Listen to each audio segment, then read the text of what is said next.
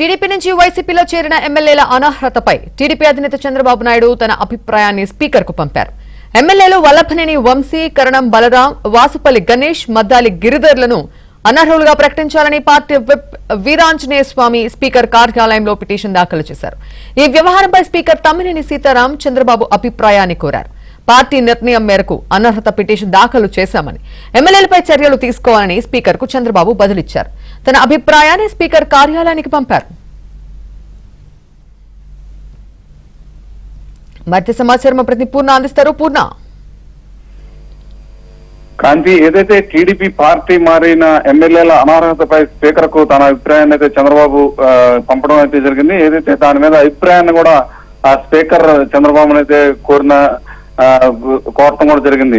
ఏదైతే వైసీపీలో చేరిన ఎమ్మెల్యేలు వల్లభనేని వంశీ, కరణం బలరాం, వాసుపల్లి గణేష్, మద్దా గిరిను అనర్హంగా ప్రకటించాలని చెప్పి పిటిషన్ వేశారు. ఆ పిటిషన్ వెంటనే పరిశీలించాలని కూడా చెప్పడం కూడా జరిగింది. అయితే ఈ పిటిషన్ ని ఎవరైతే టీడీపీ విప్ ఉన్నారో బాల వీరాంజనేయ స్వామి ఆయన అనర్హత పిటిషన్ పై ఇచ్చారు. అదే ఆ పిటిషన్ మీద మొత్తం కూడా స్పీకర్ అయితే చంద్రబాబును అయితే అభిప్రాయం కోరటం కూడా జరిగింది. అయితే చంద్రబాబు కూడా దాన్ని స్పందిస్తూ పార్టీ నిర్ణయం మేరకే అనర్హత పిటిషన్ ఇచ్చామని చెప్పి దాని మీద చర్యలు తీసుకోవాలని చెప్పి కూడా స్పీకర్ కు బదులిచ్చినట్టు తెలుస్తుంది. ఆయన ఒక లేఖ రూపంలో ఈ ఇన్ఫర్మేషన్ మొత్తాన్ని కూడా పాస్ చేసినట్టు కూడా తెలుస్తుంది. అయితే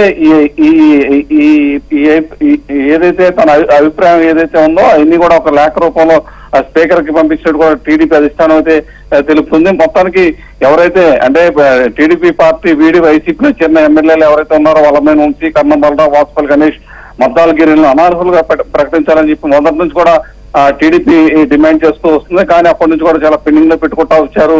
అయితే ఏదైతే గంటా శ్రీనివాసరావు రాజీనామా వ్యవహారం ఒకసారిగా రాష్ట్ర వ్యాప్తంగా దాని మీద ఒక డిస్కషన్ వచ్చిన నేపథ్యంలో ఏదైతే టీడీపీ వీడి వైసీపీలో చేరో వాళ్ళ మీద కూడా అనర్హత వేటు విధించాలని చెప్పి కూడా ఆ టీడీపీ అధిష్టానం మొదటి నుంచి కూడా డిమాండ్ చేస్తుంది.